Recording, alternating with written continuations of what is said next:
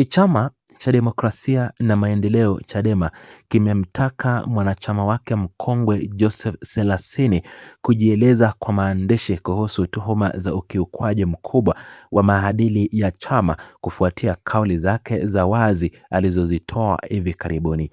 Akizungumza kupitia mfululizo wa mikutano na waandishi wa habari iliyofanyika jijini Dar es Salaam, mwanasiasa huyo alitoa matamko ya shutuma kali dhidi ya makamu mwenyekiti wa chama cha Chadema Tanzania Bara, John Heche, bila kufuata taratibu rasmi za kuwasilisha malalamiko yake ndani ya vikao vya chama vinavyotambulika kikatiba. Hatua hii imekuja mara baada ya katibu wa chama hicho tawi la Maharo kukamilisha taratibu zote za kisheria na kumkabidhi barua rasmi ya kusimama shughuli zote za chama hadi pale shauri lake litakapofanyiwa maamuzi ya mwisho na kamati ya maadili. Mchakato huu wa kinidhamu ulianza kuchukua sura mpya kufuatia kikao cha dharura cha Chadema kata ya Mageti tawi la Maharo kilichofanyika tarehe 14 Julai mwaka 2026, ambapo viongozi walikutana na kujadili kwa kina mwenendo wa mwanachama huyo mwenye kadi namba CDM 496369. Katika kikao hicho kilichodumu kwa masaa kadhaa, ilibainika kwa vitendo vya Joseph Selasini vimekiuka ibara ya 10, ibara ndogo ya kwanza kifungu ndogo cha 4 pamoja na ibara ya 10, ibara ndogo ya kwanza kifungu cha 5 ya katiba ya chama hicho ya mwaka 2006 toleo la mwaka 2019. Kanuni hizi zinazosisitiza umuhimu wa wanachama kulinda siri, maadili na heshima ya chama pamoja na kutumia vikao halali vya ndani kutatua migogoro badala ya kukimbilia kwenye vyombo vya habari vya nje kujadili changamoto za kiutawala. Uamuzi wa chama kumpa barua yenye kumbukumbu nambari CMD /03/2026 unalazimisha Joseph Selasini kujieleza ndani ya siku 14 tangu tarehe ya kupokea barua hiyo ili kueleza sababu zilizomfanya asichukuliwe hatua kali za kinidhamu ikiwemo kufukuzwa wanachama. Katika kipindi hiki cha matatazimio na uchunguzi wa kijeshi wa kanuni, mwanachama huyo haruhusiwi kabisa kushiriki, kuongoza, kutetea wala kutekeleza shughuli yoyote rasmi ya Chadema hadi hapo utaratibu wa kujieleza utakapokamilika na uamuzi wa mwisho kutolewa na vikao vyenye mamlaka.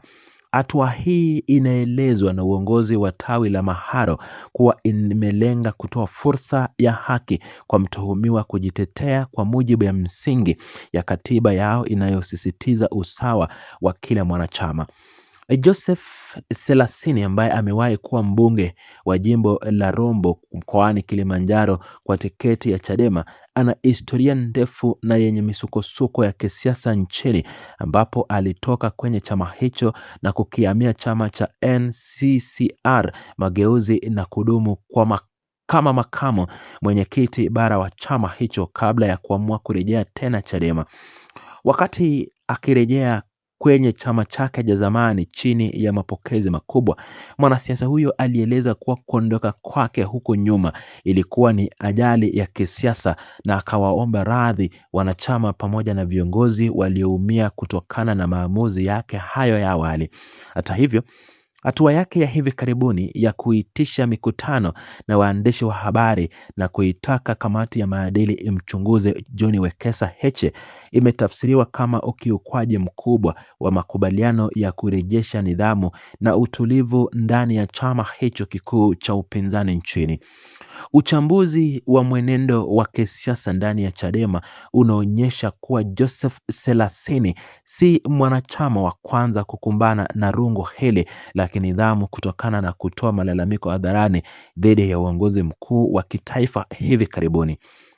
Hadi sasa Jumla ya viongozi 4 wa ngazi mbalimbali wameshafikishwa kwenye kamati za maadili na kuchunguliwa hatua za kinidhamu kwa kosa linalofanana na la kutumia vyombo vya habari vya umma kutoa tuhuma dhidi ya makamu mwenyekiti John Heche badala ya kutumia njia za kikatiba. Viongozi wa juu wa chama hicho wameendelea kusisitiza kuwa taratibu za Chadema zinahitaji mwanachama yeyote mwenye malalamiko au hoja ya ukaguzi kwa matumizi ya fedha na rasilimali kuwasilisha maombi yake kwa maandishi kwenye vikao vya ngazi husika ili kulinda umoja wa chama na kuizuia mifarakano inayoweza kukidhoofisha kuelekeza chaguzi zijazo.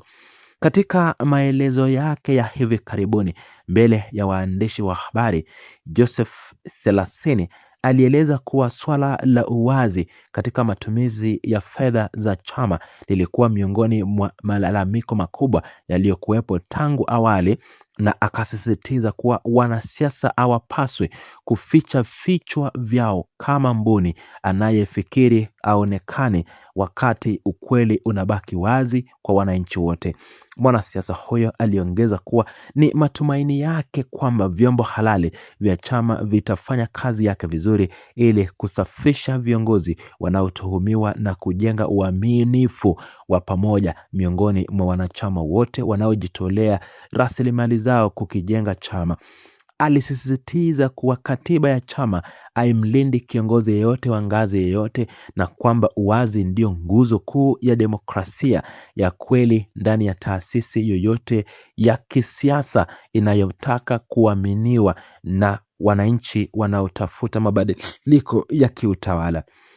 Hatua hizi za kinidhamu zinazochukuliwa na Chadema dhidi ya wanachama wake wanaokiuka taratibu zinazoashiria jinsi chama hicho kinavyojitahidi kulinda misingi ya utii na uongozi dhabiti, wakati huu nchi ikielekea kwenye kipindi muhimu cha kisiasa cha maandalizi ya uchaguzi wa serikali za mitaa na uchaguzi mkuu. Wakati huo wa kata na tawi ukiendelea kusubiri utetezi wa maandishi kutoka kwa Joseph Selassie, mjadala mkubwa umeendelea kuibuka miongoni mwa wafuasi wa chama hicho kuhusu usawa katika utekelezaji wa sheria za chama kwa wanachama wa kawaida na viongozi wa ngazi za juu kitaifa. Suala hili linatarajiwa kupatiwa ufumbuzi wa kudumu mara baada ya kamati husika kukaa na kupitia maelezo yatakayowasilishwa na mwanasiasa huyo mkongwe kabla ya kutoa tamko rasmi la hatua zitakazofuata kwa mujibu ya katiba ya chama cha Chadema. Katika muktadha mpana wa siasa, uamuzi huu wa kumsimamisha Selassie unaonyesha jinsi vyama vya siasa nchini vinavyokabiliwa na mitihani ngumu wa kuwasawasisha uhuru wa kujieleza wa wanachama wao na hitaji la kudumisha nidhamu ya kundi. Chadema kama chama kikuu cha upinzani kinajikuta katika nafasi ambacho kinapaswa kuonyesha mifano ya uwajibikaji na utawala bora ndani ili kujenga uaminifu wa umma kama taasisi inayojiandaa kushika dola. Wakosoaji wa hatua hii wanadai kuwa mienendo ya namna hii inaweza kufifisha sauti mbadala ya ndani ya vyama vya siasa na kutengeneza mazingira ya uoga miongoni mwa wanachama wenye nia ya kuhoji mambo mbalimbali ya kiutawala.